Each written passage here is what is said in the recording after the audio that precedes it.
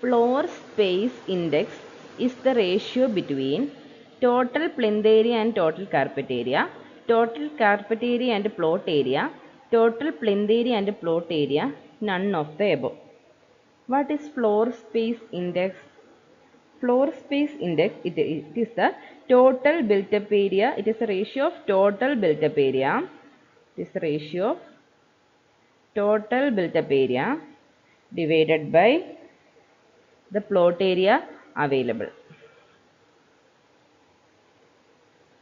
Can also be written as it is the total floor area of all floor, total floor area of